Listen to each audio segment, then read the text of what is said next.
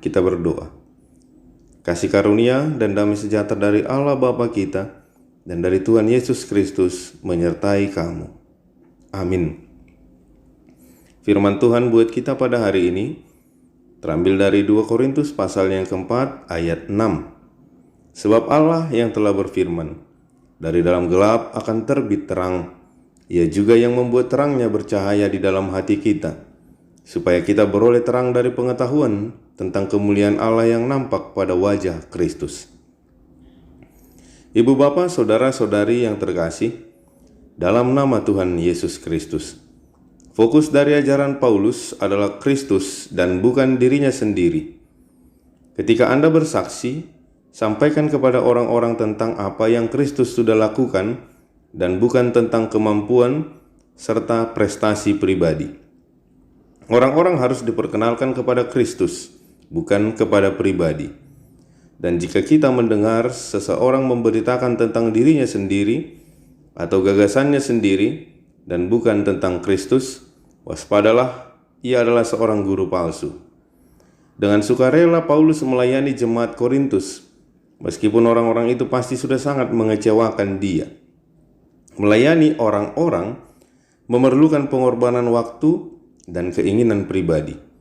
Menjadi pengikut Kristus berarti melayani sesama, sekalipun mereka tidak memiliki sifat-sifat yang sesuai dengan harapan kita.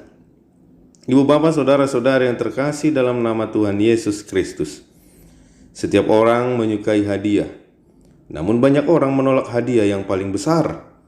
Hadiah ini adalah anak Allah, dan istilah anak tunggal yang diperanakkan menyatakan keunikannya.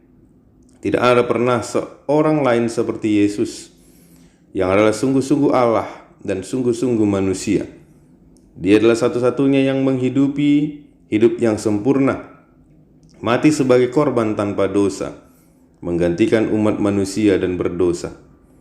Ketika Allah memberikan hadiah anaknya, umat manusia mempunyai dua pilihan.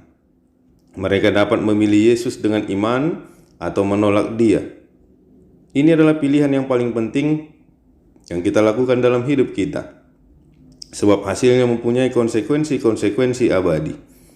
Allah pada satu saat akan menghakimi manusia yang Dia ciptakan, dan penghakiman akan berdasarkan apa yang telah mereka lakukan dengan hadiah atau pemberian anaknya. Orang-orang yang percaya kepada Juru Selamat tidak akan dihukum, sebab mereka telah menerima hidup yang kekal. Namun Yohanes 3:18 mengatakan, siapa yang tidak percaya telah berada dalam hukuman, sebab tidak percaya dalam nama anak tunggal Allah. Orang-orang yang menolak anak Allah menyukai dosa mereka dan tidak menginginkan perubahan. Tetapi orang-orang percaya datang kepada Kristus, sebab mereka menyukai kebenaran dan menginginkan keadilan. Oleh karena itu, marilah kita hidup dalam terang kemuliaan Allah yang ada pada Yesus Kristus, yang telah menyelamatkan kita. Tuhan memberkati. Amin.